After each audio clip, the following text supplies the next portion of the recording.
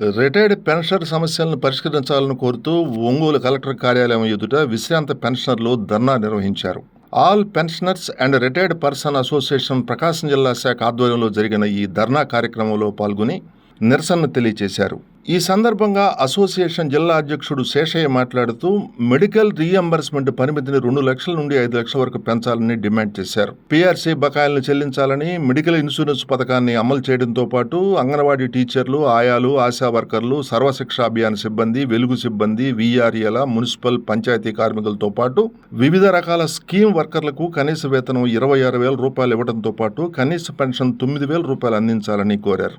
ధర్నా కార్యక్రమంలో అసోసియేషన్ ప్రధాన కార్యదర్శి CH Rambabu, APSRTC staff and workers federation జిల్లా అధ్యక్షుడు అయ్యప్పరెడ్డితో పాటు విశ్రాంత పెన్షనర్లు పాల్గొన్నారు.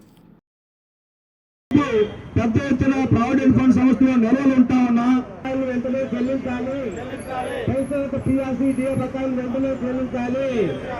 సీనియర్ సిటిజన్లకు రైల్వేలో 50 సమస్యల మీద ఆందోళన జరుగుతూ ఉంది. అందులో భాగంగా ఇక్కడ గ్యాదర్ అయినటువంటి అందరికీ సిఐటి పక్షాన అభినందనలు తెలియ.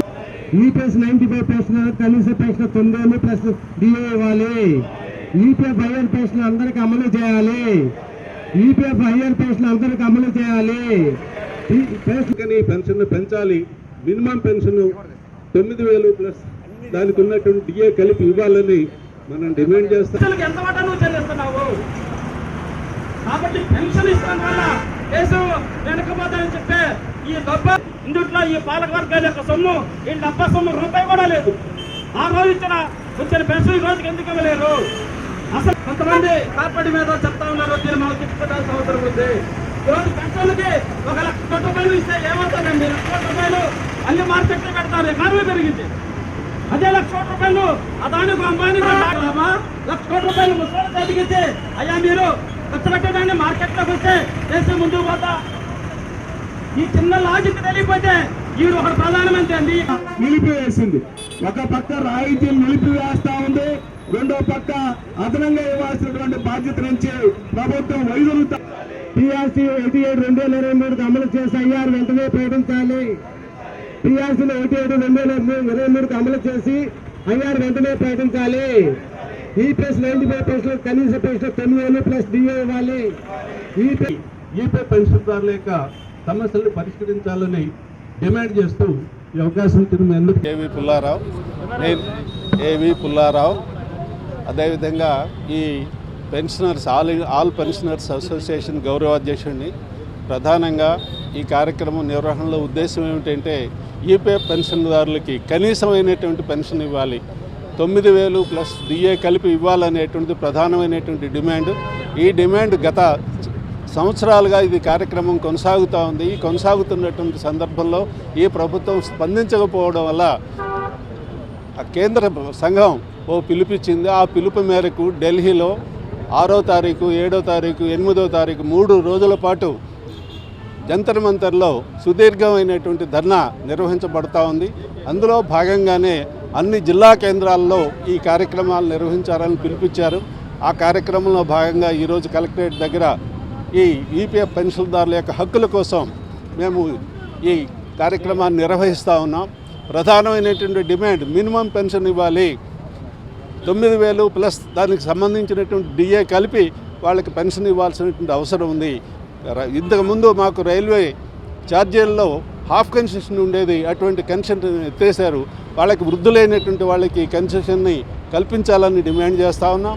అదేవిధంగానే అనేక మంది ఈపీఎఫ్ పెన్షన్దారులకి ఇవ్వాల్సినటువంటిది ఇవ్వకుండా వాళ్ళ ప్రమోషన్ను దానికి సంబంధించినటువంటి స్కేల్స్ ఇవ్వకుండా కేవలం మినిమం తోటే 2,000-1,800తో గడిపేసేటువంటి దుస్థితి ఉంది. ఇది మారాలి. అందువల్ల కనీసమైనటువంటి పెన్షన్ పే చేయాలనేటువంటిది మా ప్రధానమైనటువంటి డిమాండు. అదేవిధంగా ప్రభుత్వం ఉద్యోగస్తుల నుండి పెన్షన్ను విపరీతంగా వసూలు చేస్తూ ఉంది. ఉద్యోగస్తుల నుంచి వసూలు చేసేటువంటి పెన్షన్లో దానికి ఉన్నటువంటి ఆ పెన్షన్ ఫండ్కి వచ్చేటువంటి వడ్డీలో 4వ వంతు కూడా పెన్షన్ని ఇవాళ ఉన్నటువంటి వాళ్ళకి పే చేయటం లేదు.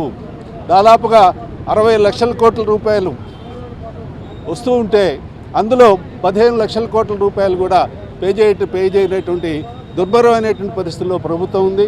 అందువల్ల ప్రభుత్వం సాధారణమైనటువంటి ఈపే పెన్షన్దారుల యొక్క వాళ్ళ సమస్యల్ని పరిశీలించి వెంటనే పరిష్కరించాలని మేము గౌరవాధ్యక్షుడిగా డిమాండ్ చేస్తూ ఉన్నాం. నా పేరు జి శాషయ్య.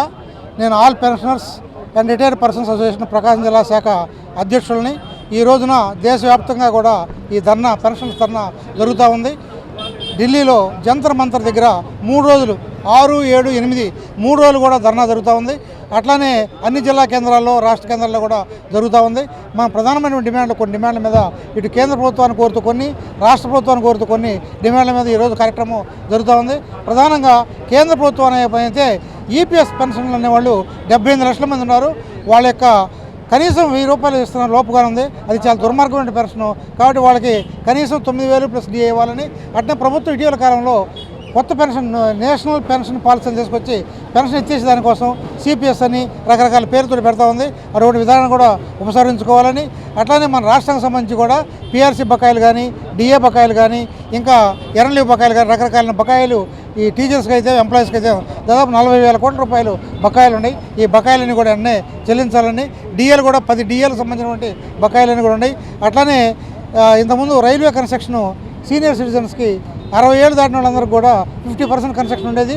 కానీ ఇటీవల కాలంలో ఈ కన్స్ట్రక్షన్ కూడా ఎత్తేసారు. కానీ ఈ కన్స్ట్రక్షన్ కూడా పునరుద్ధరించాలని చెప్పి ఈ విధంగా కేంద్ర ప్రభుత్వాన్ని కోరుతూ కొన్ని డిమాండ్లు, రాష్ట్ర ప్రభుత్వాన్ని కోరుతూ కొన్ని డిమాండ్లు ఈ విధంగా దేశవ్యాప్తంగా చేస్తున్నాం. అందులో భాగంగానే ఈరోజు రాష్ట్ర వ్యాప్తంగా, జిల్లా వ్యాప్తంగా కూడా చేస్తున్నాం. ప్రకాశం జిల్లాలో కూడా దాదాపు ఈ పెన్షన్స్ అందరూ కూడా చాలామంది ఉన్నారు. కానీ ఈ పెన్షన్ సంబంధించినటువంటి బకాయిలను కూడా చెల్లించాలని, అట్నే ఇంతకుముందు ఓల్డ్ పెన్షన్ స్కీమ్ ఉండేది. మధ్యకాలంలో జీపీఎస్ పెట్టారు. జీపీఎస్ని తాత్కాలికంగా ఆఫ్ చేశారు. అసలు జీపీఎస్, సిపిఎస్ రద్దు చేసి ఓపీఎస్ ఉండాలనేది మా యొక్క ప్రధానమైనటువంటి డిమాండ్ అని చెప్పి మేము అందరూ కూడా తెలియజేస్తాం.